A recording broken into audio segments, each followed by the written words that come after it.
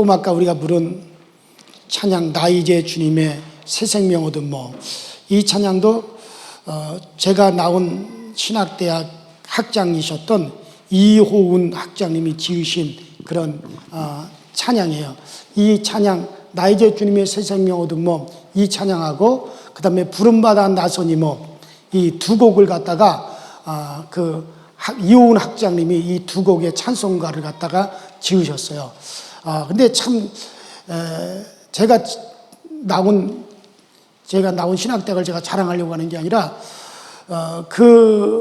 우리 감리교회 가장 훌륭한 아주 가장 훌륭한 목회자요 영성가요 정말 그런 분이 이용도 목사입니다. 이용도 목사. 이분은 정말 우리 한국의 썬당식과 같은 영성가입니다. 저는 그분을 재발견을 했어요.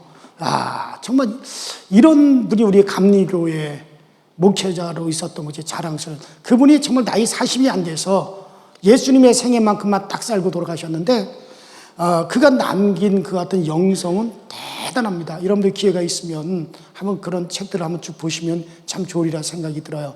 근데 그 이용도 목사님의 제자가 또 이호운, 제가 나온 신학대학의 학장님이 그분의 또 제자예요. 그래서 제가 가만히 생각해 보니까는 또 제가 그분의 또 정신을 그대로 또 받았잖아요. 그래서 이것도 참 우연이 아니다. 그런 생각이 들고 그 학장님이 그 신학대학에서 우리 감리교회에서 무슨 일을 했냐면 그때 피폐해진 6.25 전쟁 직후에 피폐해진 그 농어촌을 살리기 위해서 주로 목회자를 갖다가 이렇게 양성을 하면서 뭐라 그랬냐면은 농촌으로 가라. 농촌에 가서 농촌 계몽운동과 더불어서 농촌 목회를 해라. 시골에 가서 너희들 자신을 희생하라. 헌신해라. 그래가지고 신학대학을 졸업하면 저 시골로 보내요. 시골. 농촌으로 보내가지고 농촌에서 그런 목회를 하게끔 그렇게 했어요. 그래서 농촌으로 목회 나가는 사람들한테는 학교에서 뭘 줬냐면 젖소 한 마리씩 사줬어요. 왜 그때 당시 농촌에서는 목회자 사례비를 줄 길이 없잖아요. 그러니까는 어떻게든지 목회자가 먹고 살아야지 목회도 할 수 있는 거니까 농촌에 가서 개척을 하려면 어떻게 해요? 그 젖소를 한 마리씩 왜 사줬냐면 그 젖소 키워가지고 거기서 나오는 것으로 먹고 살으라고.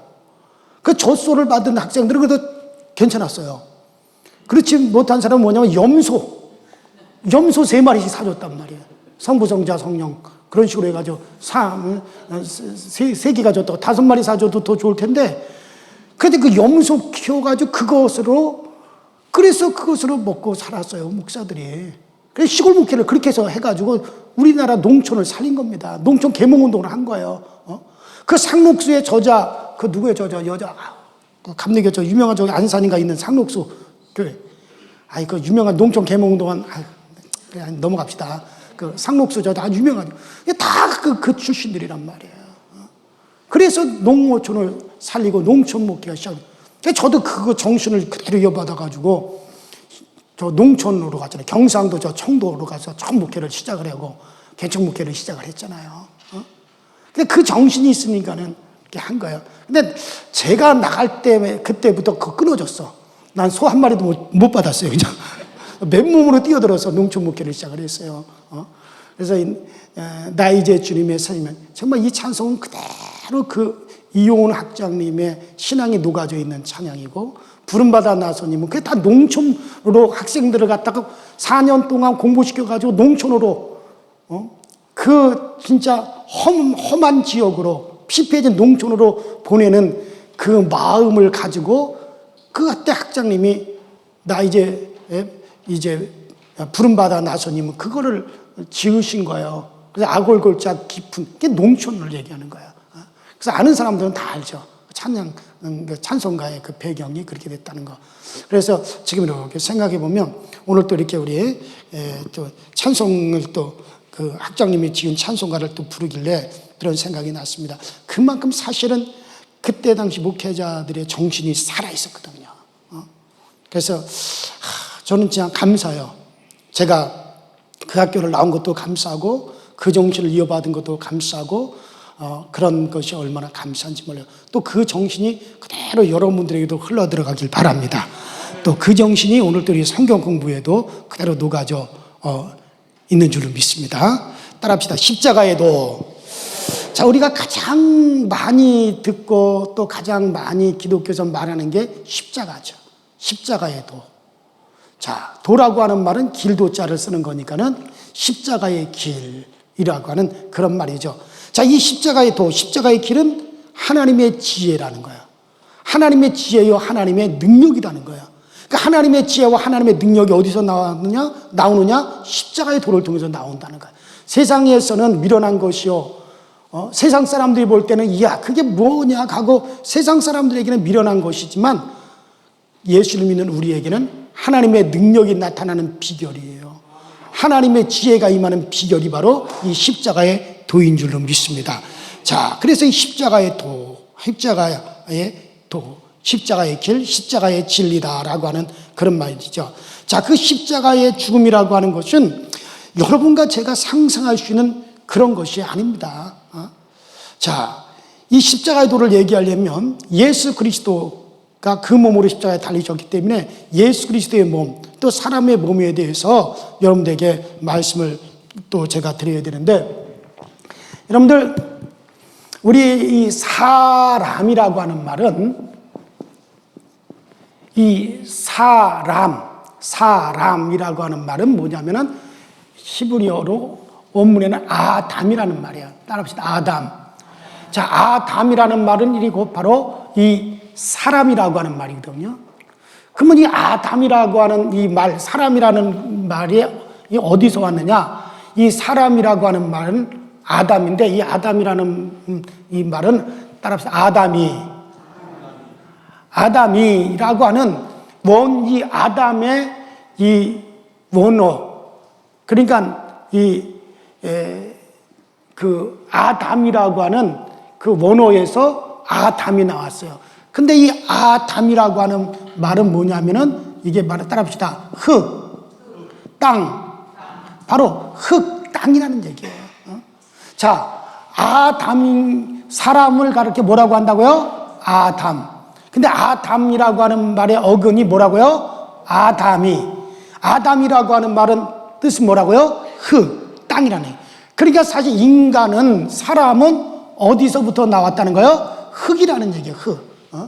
자, 그래야지 아담이라고 하는 이 사람은, 자, 그 원류가 흙이고 땅입니다. 이것이 바로 뭐가 됩니까? 사람의 육체가 됐단 말이에요. 그러니까 사람의 육체의 근원은 어디예요? 흙이단 말이에요. 따라서 하나님이 한 줌 흙을 취하여서 그것으로 사람의 형상을 만들고 그 다음에 하고 여기다가 프로스 생기, 하나님의 영이죠. 생기를 불어넣어서 그래서 사람이 육체가 된 거예요. 자, 이게 사람의 육체는 그래서 흙이라고 하는 물질을 통해 가지고 이 육체를 사람이 있게 되어진 것이죠. 자, 그러면 우리 여러분들의 이 몸, 이 육체의 근원은 따라합시다. 물질이다. 흙이다. 물질이 흙이에요. 자, 이것이 사람이고, 그러나 예수는 우리하고 좀 달라요. 자, 예수님의 육체와 우리 육체가 좀 다른 게 뭐냐면, 자, 예수님도 뭐라 그러냐면, 우리 고린도전서 후서 15장에 보면 뭐냐면 예수님도 따라합시다. 아담. 예수님도 아담이라 그랬어요. 예수님도 아담이에요. 예수님도 사람이시다 이거예요. 그분이 이제 몸을 입고 이 세상에 오셔서 예수님도 사람이다 이거예요. 자, 그런데 예수님도 사람이고 또 몸을 예수님도 가졌는데, 근데 이 예수님과 우리하고는 근원이 좀 달라요. 자, 우리는 그 근원이 어디 있어요? 땅, 아담이 있지만은 예수님은 그 근원이 다르죠. 자, 우리는 땅, 물질이 육체를 이루었어요. 그렇죠? 그러나 예수 그리스도는 몸을 입으실 때 어떤 물질, 그러니까 여러분들 우리 남자와 여자, 남자의 정자와 여자의 난자가 만나서 우리가 육체를 이루었는데 여전히 정자도 난자도 다 이것도 물질이다 이거예요. 그 근원은 어디에 있느냐? 흙, 땅이다 이거예요. 자, 그런데 예수님은 우리하고 다른 게 뭐냐면 예수님의 몸은 그냥 몸이 된 게 아니잖아요. 자, 예수님은 뭐가 몸이 됐어요? 그렇죠. 성령으로 잉태하셔서 잉태해가지고 예수님은 몸이 이분에 우리 성경 찾아보십시다. 자, 우리 성경 우리 마태복음 1장 18절부터 20절까지. 자, 시작. 예수 그리스도의 나심은 이러하니라. 그 모친 마리아가 요셉과 정혼하고 동거하기 전에 성령으로 잉태된 것이 나타났더니, 따라합시다. 자, 이거 그래 19절은 그냥 생략하고, 자, 읽어보겠습니다. 자, 그러니까 따라합시다. 자, 성령으로 잉태된 것이 나타났다. 그러니까 성령으로 나타났다 그랬어요. 분명히 성령으로. 예수님은 뭐냐면 성령으로 잉태된 분이 나타났어요.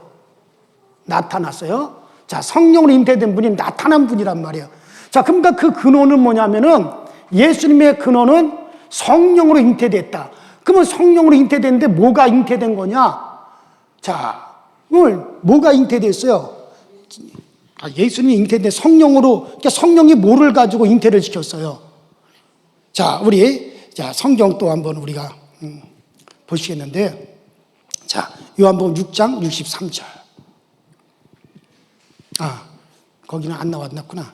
자, 요한복음 6장 63절에 뭐라 그랬냐면은, 자, 따라합시다. 내 말이 영이요 생명이니라. 자, 우리 하나님의 말씀이 뭐라 하세요? 영이라 그랬단 말이에요. 이 영이란 말이에요. 자, 이 하나님의 말씀은 영이라 그랬고, 태초에 말씀이 계시니라. 이 말씀은 곧 하나님이시다. 근데 하나님은 영이시다 그랬어요. 따라합시다.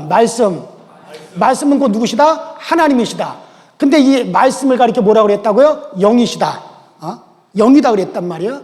자, 그러면 이 말씀이 어떻게 되었느냐? 자, 요한복음 1장 14절 또 한번 보십시다. 잘 들으세요. 요한복음 1장 14절 읽어볼게요.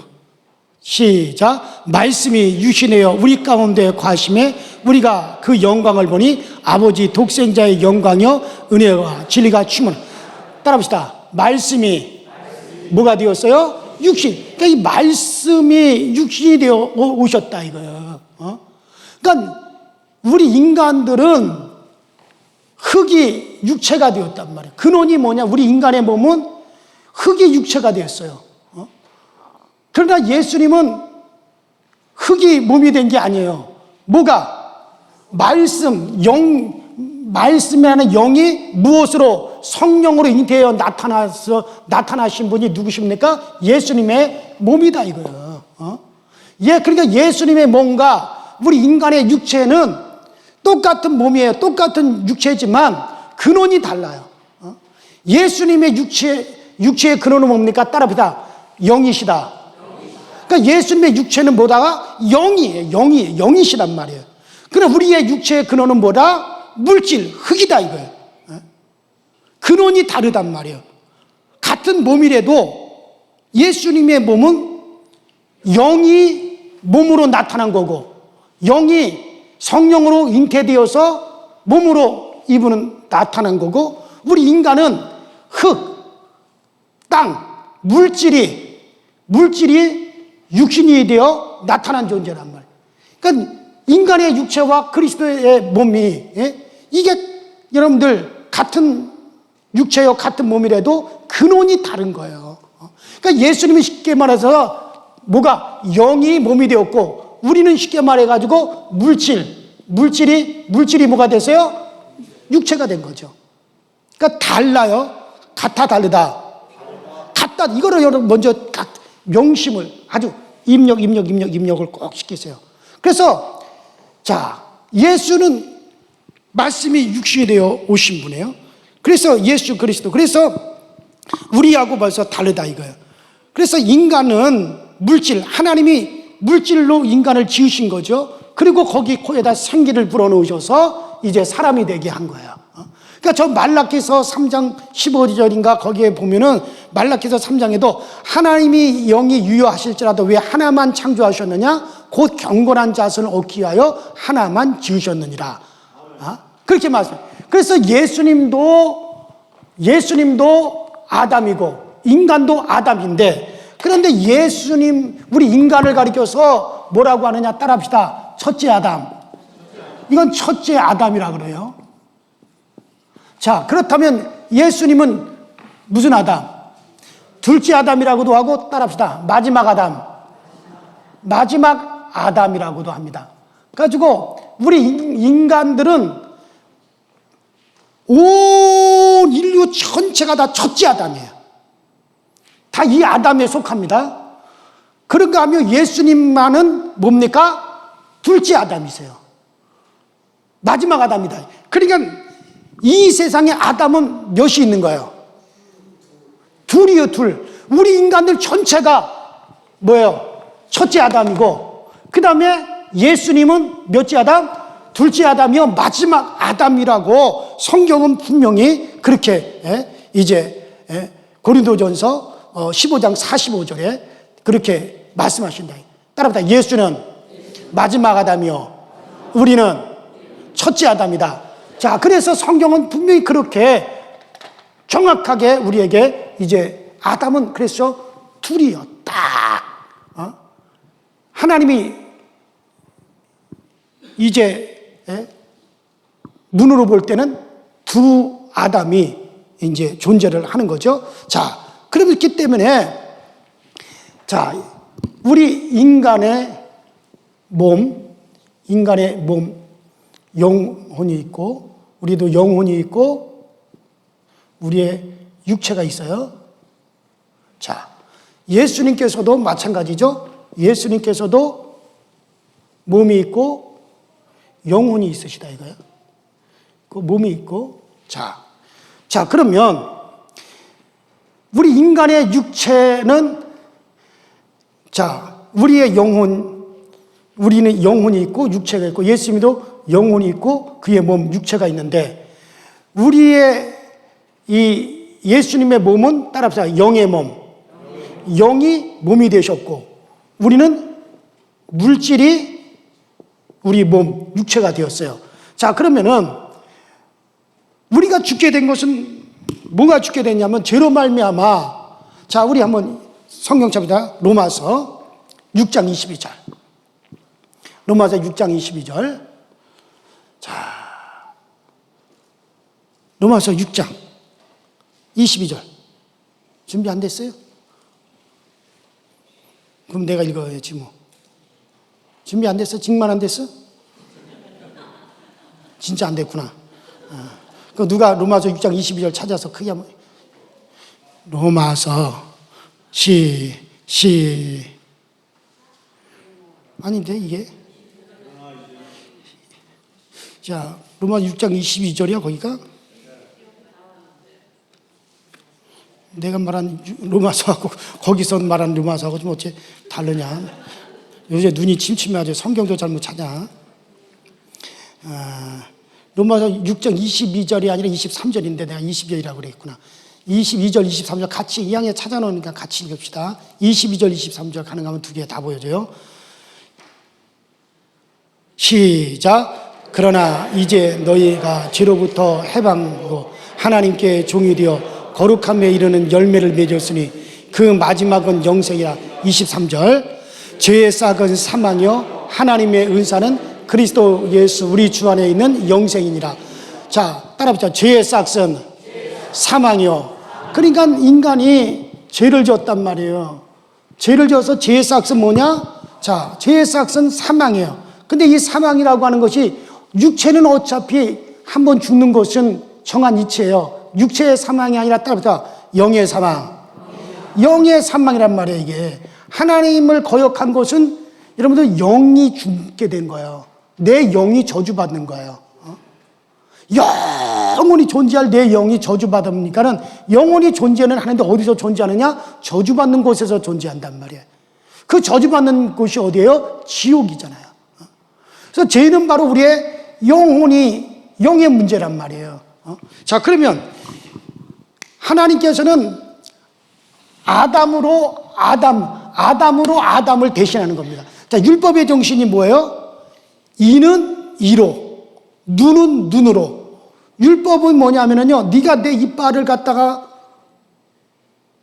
때려서 부쉈냐? 그러면 너도 이빨이 어떻게 된다는 거예요? 때려서 그 이빨을 빼내야 돼요. 그럼 연단집게 가져가서 이빨 빼야 되는 거예요. 이게 하나님의 법이에요. 네가 내 눈을 뽑았느냐? 눈은 눈으로 해요. 그럼 나도 너의 뭐를 빼야 된다? 눈을 빼야 된다는 거예요. 사람을 죽인 자는 그도 죽어야 되는 거야. 물질로 손해를 봤으면 물질로 배상을 하는 거예요. 이게 율법이에요. 이게 공의란 말이에요. 그러니까는 따라합시다. 아담이 대신한다. 그러니까 첫째 아담의 죄를 누가 와서? 둘째 아담이 와서 대신하는 거예요.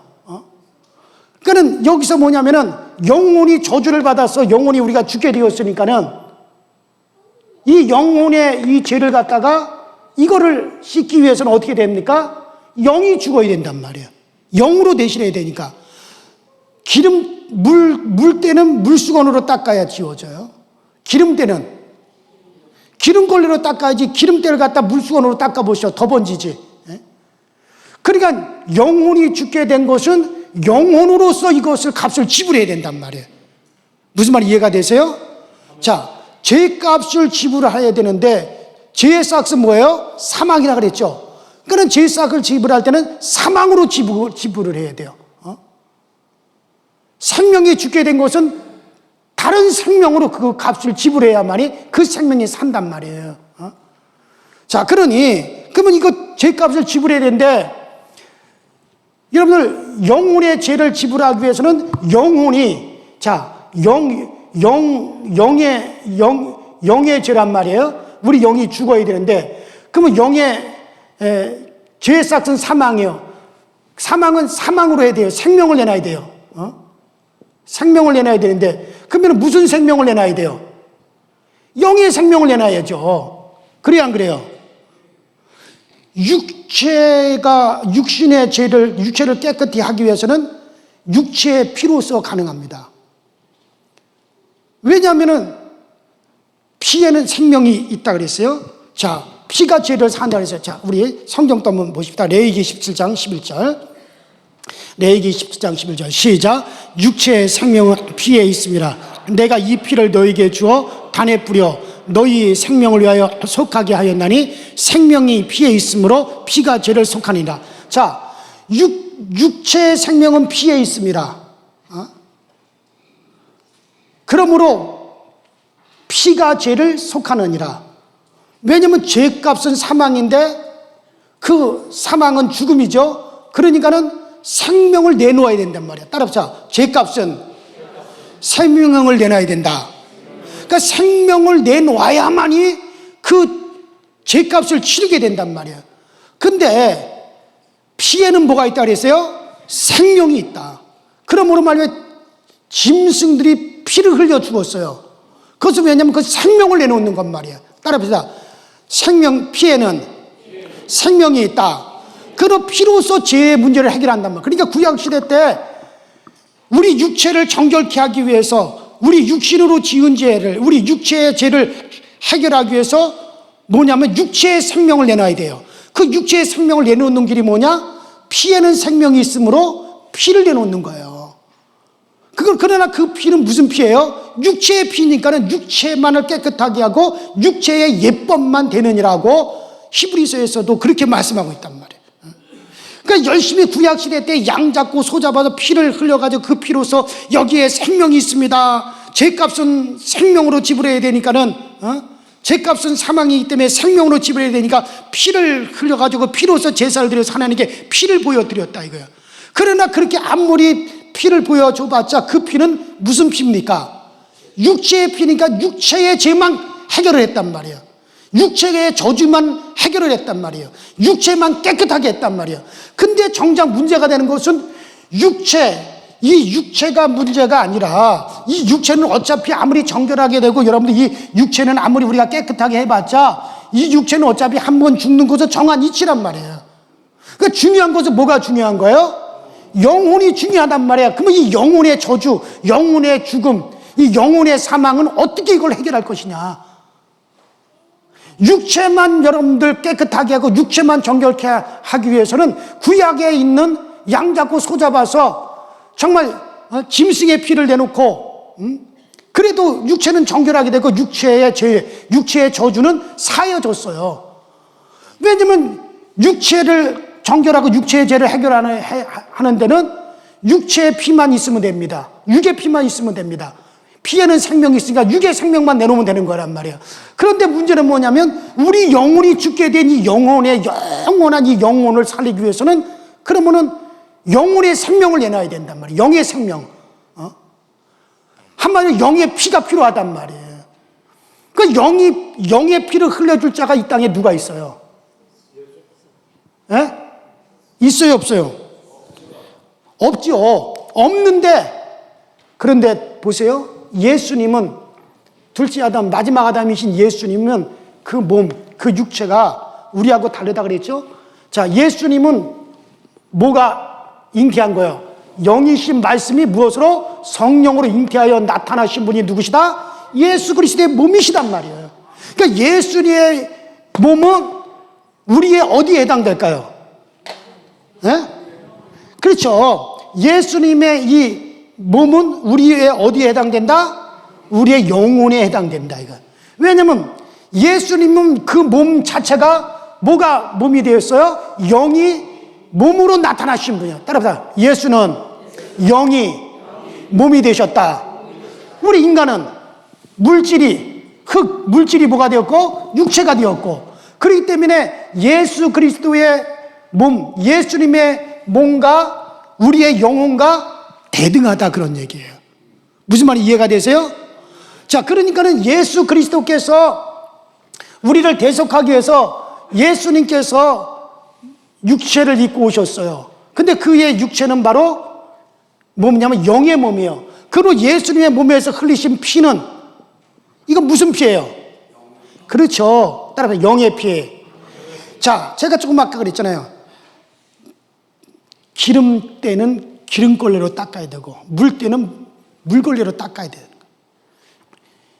제 육체의 저주는 육체의 피, 육체의 생명으로 속하는 거고, 영혼의 죄는 영혼의 피, 영의 피, 바로 영의 생명으로 속하는 거예요.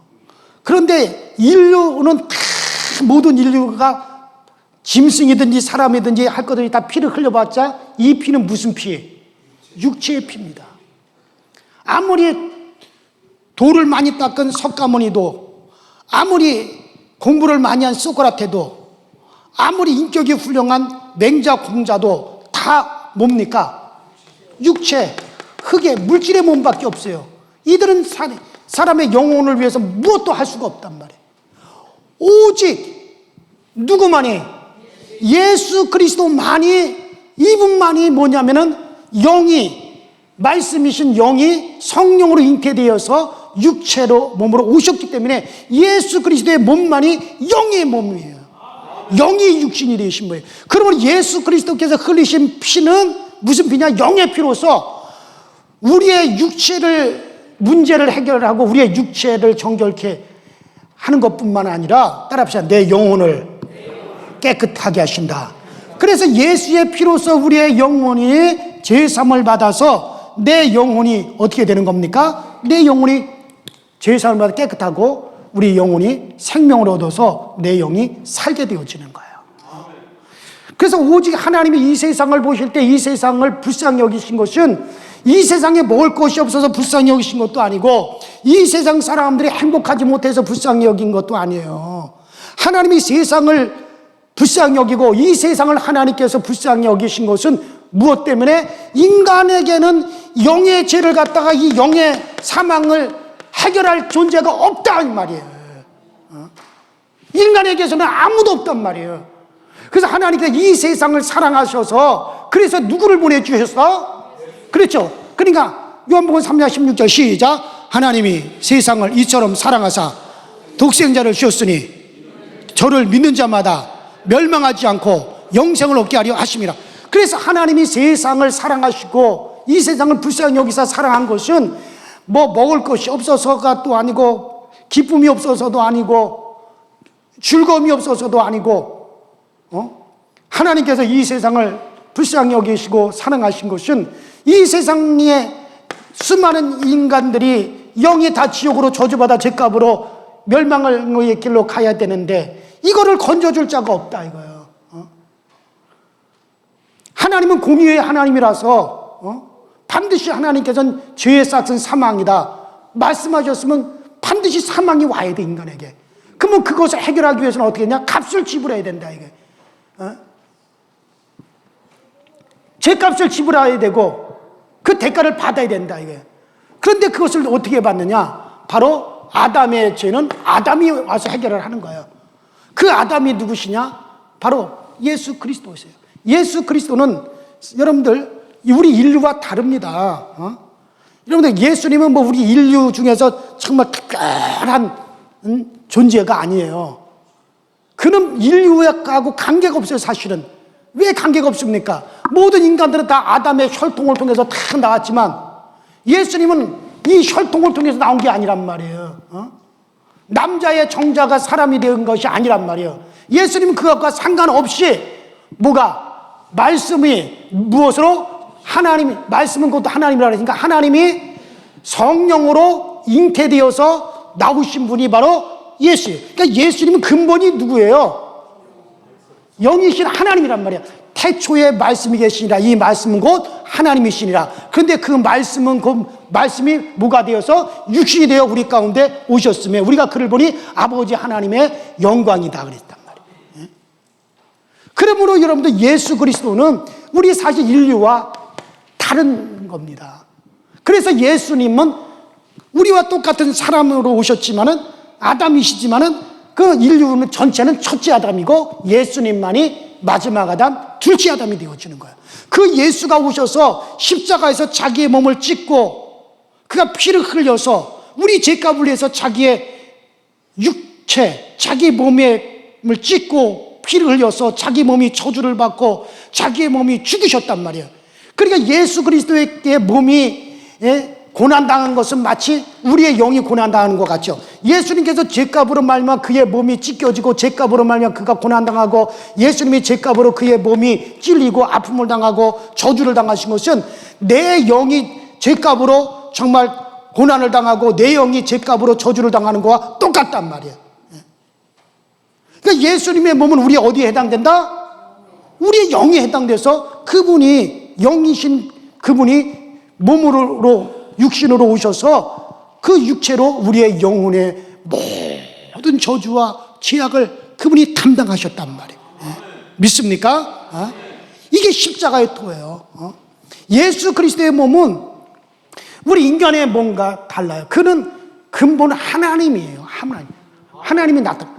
자, 요한복음 1장 18절 읽어봅시다. 요한복음 1장 18절. 요한복음 1장 18절. 시작. 본래 하나님을 본 사람이 없으되 아버지 품속에서 독생하신 하나님이 나타내시. 자, 보세요. 본래 하나님을 본 사람이 없으되 아버지 품속에 따르면 독생하신 하나님이, 여기서 독생하신이라는 말을 독생자라고 착각하지 마세요. 독생하신이라는 말은 뭐예요? 홀로 독자, 홀로 살아계신 하나님이 어떻게 했다? 따라합시다. 나타내셨느니라. 따라합시다. 홀로 살아계신 하나님이 나타내셨느니라. 그러니까 예수님은 누구냐면 홀로 살아계신 하나님이 자기를 어떻게 했다는 거예요? 나타내신 분이에요. 자, 아까도 제가 그랬죠. 성령으로 잉태된 것이 나타났으니, 예수님의 탄생을 뭐라 그러니까는 성령으로 잉태된 것이 나타난 거예요. 눈에 보이지 않는 하나님이 자기를 갖다가 눈에 보이는 모습으로 어떻게 했다는 거예요? 나타내셨어요. 따라합시다. 나타내셨다. 그러니까 그분의 근본은 뭡니까? 하나님이시오. 그분은 조물주시단 말이에요. 하나님이 자신을 갖다 우리가 볼 수 있는 형상으로 나타내셨단 말이에요. 그러니까 예수는 피조물이 아니에요. 그러니까 여호와 증인들은 예수님도 피조물이라, 뭐 유명한 선지자든가 유명한 선영 중에 한 사람이다. 그건 그 사람들이 잘못 알고 있는 거예요. 예수님은 뭐냐? 그는 본래 하나님, 독생하시는 하나님, 홀로 살아계신 하나님이 자기를 어떻게 한 겁니까? 나타내신 분이 누구시다? 예수님이시다. 근데 나타내실 때 어떻게 나타내셨다? 그분은 어떻게 해요? 성령으로 잉태되어, 영이신 하나님의 영이 성령으로 잉태되어서 그분이 몸으로 나타나신 거예요. 그러므로 예수님의 몸은 영의 몸이에요. 그래서 예수님은 부활할 때 어떻게 됐어요? 그 몸 그대로 십자가에서 손에 찔리고 십자가에서 발에 찔린 그 모습 그대로 부활하셨잖아요.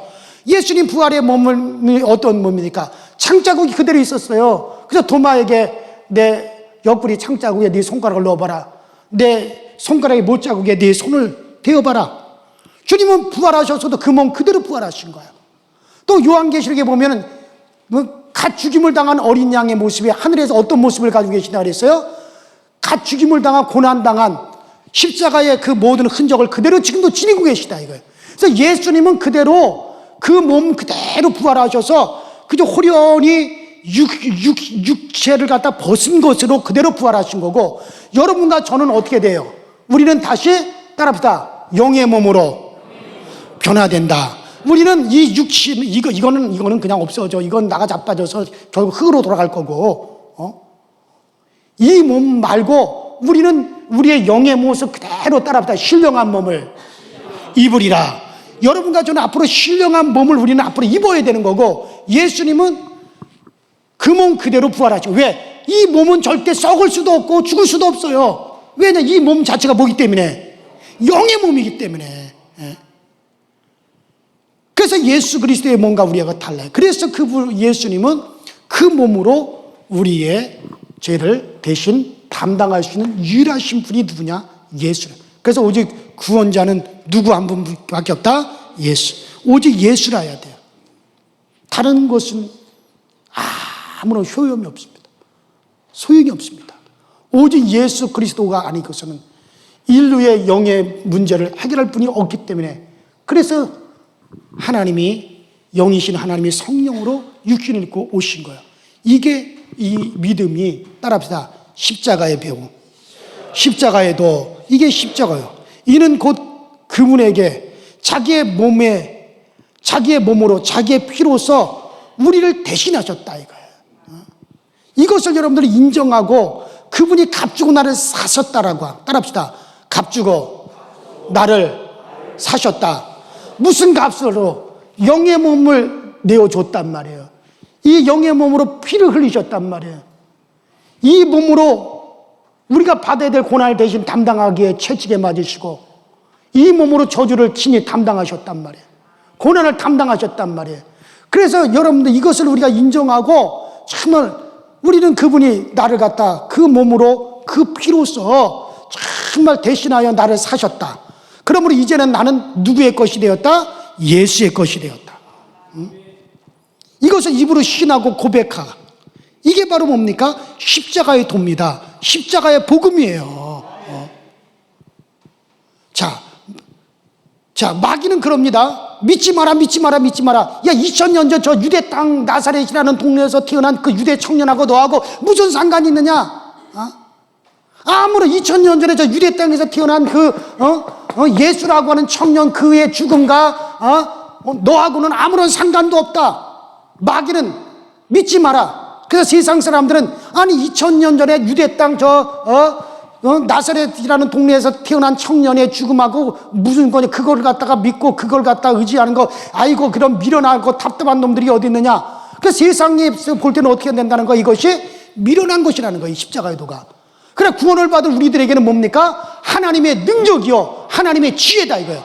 이건 하나님께서 그의 지혜를 동원하셔서 우리의 죽을 수밖에 없는 우리의 영혼을 살리셨고 우리를 계속해 주셨고 우리에게 구원을 주신 거예요. 확실히 이걸 믿습니까? 어디 한번 물어보죠. 이거 이해가 돼요? 이 십자가의 도가 여러분들 이해가 되지 않으면 진짜 골치 아플 겁니다. 아무리 예배를 많이 드려도 이거를 깨닫지 못하고 예수 주름 맨날 교회 가면 피를 먹어라, 내 피를 마셔라, 내 살을 먹어라, 이게 도대체 무슨 말이에요? 이게 무슨 식인종도 아니고 교회에서 무슨 또 다음 주는 또 성찬식을 한다 그러네. 성찬식에서 또 이게 주님의 피요 주님의 살이 그게 도대체 뭐야? 여러분들 이걸 믿지 아니하고 아무리 그래서 예배 형식을 갖춰봤자 그건 구원에 이르지 못하는 거야. 이 십자가의 도에 대해서 완전히 깨닫고, 그래서 주님께서 그 몸으로 오셔서 나를 대신하여 그의 몸으로 그의 피로서 나를 사셨다. 정말 내가 영원히 내 영이 저주받고 내 영이 지옥에 들어 영원히 멸망할 것, 영원히 내가 사망당할 것을 그 몸으로 와서 대신 멸망을 당하시고 대신 저주를 받으시고 대신 사망을 당하셔서 오늘날 내 영이 살게 되었고 내 영이 이제 하나님의 자녀가 되었고 내 영혼이 영원히 구원함에 이르게 되었다. 그러므로 예수 그리스도의 십자가의 도를 갖다 이걸 믿는 믿음이라야 구원에 이르는 믿음인 거야. 그리고 이제 주님께서 나를 대신하여 나를 사셨으니 따라합시다. 나는 예수의 것이다. 예수의 것이다. 누구의 거라고? 예수의 것 맞아요? 아니 나는 내 것이요. 무슨 예수의 것이요? 아니 나는 내 자유야. 내 마음대로 하게 되어서 나보고 이래라 저래라 하지 마시오 말이에요. 아니 기분 나쁘게 뭐 맨날 목사님 이래라 저래라 뭐하라. 아니 그런 말 하지 마시오. 뭐 나도 자유가 있어. 무슨 예수의 종이 되는데 무슨 자유가 있어. 자유가 있기는. 예? 좀 시키면 이제 순종하시고. 조금만 아멘 소리가 크더니 지금 또 아멘하는 소리가 이러고 시지부지하네. 예? 뭐든지 시키면 나는 누구의 것이다? 예수. 나는 이제 갈라디아서 2장 20절에 이제 사는 건 내가 아니다. 이제부터 내가 사는 건 내가 아니다. 십자가의 도를 믿고 나서 이것을 깨닫고 난 다음부터 바울 사도가 뭐라냐? 이제 사는 건 내가 아니다. 내 안에 누가 사신 것이다? 그리스도 예수께서 사신. 그분이 값으로 나를 사셨으니 나는 그분의 것이다. 사나 죽으나 나는 그분의 것이다. 내가 살아도 그를 위해서 살고 죽어도 그를 위해서 죽으리라. 이 고백이 감리교 그 유명한 이용도 목사님의 고백이에요. 그분의 설교는 다 겟세마네로 주님과 함께 겟세마네로 가자. 주님과 함께 아고골짜기로 가자. 주님과 함께 십자가의 동산으로 올라가자. 주님과 함께 우리도 정말 이 민족과 이 나라와 우리의 자손들을 품고 우리도 겟세마네 동산에 올라가서 주님이 피 흘리시면서 기도했듯이 우리도 그런 걸 위해서 기도하자. 왜? 주님께서 우리를 값주고 사셨기 때문에. 나는 내 것이 아니기 때문에. 그러면서 거기 만주 용정에부터 시작해가지고 부산까지 오고 가면서 그분이 집회를 하시는 거예요. 그분의 설교는 진짜 한 맺힌 설교, 피 맺힌 설교예요. 그런데 그걸 또 이단이라고 또 저기 장로교에서 또 정죄를 하니까 감리교에서도 덩달아 또 출교를 했다가 또 그걸 다시 또 복권을 시키고 또 얼마 전에는 또 감리교단 뭐 1999년도 총회에서는 이용도 목사를 또 추대를 이미 돌아가신 지가 뭐 언젠데 100여 년 가까운 분을 또 추대한다 그러고 또 장로교에서도 우리가 잘못 생각해가지고 정말 그렇게 했다고 또 그걸 갖다 회개하고 그 난리를 쳤어요. 저는 제가 생각할 땐 진짜 우리 감리교도뿐만 아니라 우리 전체 한국교회사의 최고의 영성가요 목회자는 저는 이용도 목사라고 생각이 들어요. 기회가 있으면 그분의 책을 한 번씩 보아보세요. 정말 얼마나 그분이 영성으로 깊은. 그런데 감사하게 제가 아까 그랬잖아요. 그걸 그대로 이어받은 제자가 바로 제가 나온 신학대학에 이미 돌아가셨지만 부름받아 나선 하고 나 이제 주님의 새 생명으로 이 두 찬송가를 지으신 바로 이효훈 학장님이셨어요. 그래서 내가 가지고 있는 정신이 그렇게 해서 지금까지 이렇게까지 흘러온 거로구나. 그러고 보니까 그게 얼마나 감사한지 몰라요. 얼마나 내가 지금 무슨 얘기하다 또 이렇게 흘러갔는지 모르지만 어쨌든 우리는 값으로 사신 거기 때문에 여러분 그것을 여러분이 늘 인식하고 여러분이 살아간다면 여러분들은 분명히 십자가의 도의 길을 지금 걷는 사람이 틀림이 없습니다. 그래요. 여러분과 나는 값주고 사신 것을 인정함으로써 여러분과 나는 이제 마귀가 지배할 수도 없고 율법이 지배할 수도 없어. 왜? 우리는 이미 다 죄값으로 죽었어요. 또 율법으로서 이미 죽었어요. 내 대신 그리스도가 갈보리에서 죽었어요. 그리고 이제 그가 값주고 사셨기 때문에 사망 권세의 것이 아니라 사망 권세가 나를 사신 것이 아니라 나는 예수 그리스도의 것이 되어버렸단 말이에요. 그러므로 사망아 네가 쏘는 것이 어디 있느냐? 이미 나는 죄에서 벗어나서 예수의 것이 되었으니 사망아 네가 나를 향하여 쏘는 것이 어디냐? 사망아 네가 나를 관여할 것이 무엇이 있느냐? 사망 권세야 내게서 떠나가라. 그렇게 명할 수가 있단 말이에요. 그래서 우리 모두가 이 십자가의 도를 알고 정말 십자가의 길을 걷는 정말 주님께서 값으로 사셔서 정말 주의 것이 된 그 십자가의 길을, 십자가의 도를 걷는 여러분과 제가 될 수 있고, 우리 강서조일교가 되기를 주의 이름으로 축원합니다. 정말 우리 강서조일교회 정말 십자가의 도에 감사하고 십자가의 도에 감격하고, 제가 이거 지금 간단하게 말씀을 드렸지만 이런 십자가의 정신이 흘러서 정말 나는 주의 것이고 주님께서 값주고 사셨으니 주를 위해서 헌신하고 주를 위해서 죽으리라, 이 결단이 여러분에게 또 저에게 있어질 수 있는, 정말 우리가 이 역사의 긴 이 역사 속에, 이용도 목사님이 1906년도에 태어나셨어요. 우리 교회는 또 1906년도에 또 창립이 됐네. 또 그거 보면 참 희한하죠. 그리고 때 내가 이 교회 또 담임 목사가 된 것도 감사하죠. 그래요. 이 정신이 꼭 우리 강서지일교회와 우리 교회 교우들 가운데 흐르게 되기를 주의 이름으로 축원합니다. 우리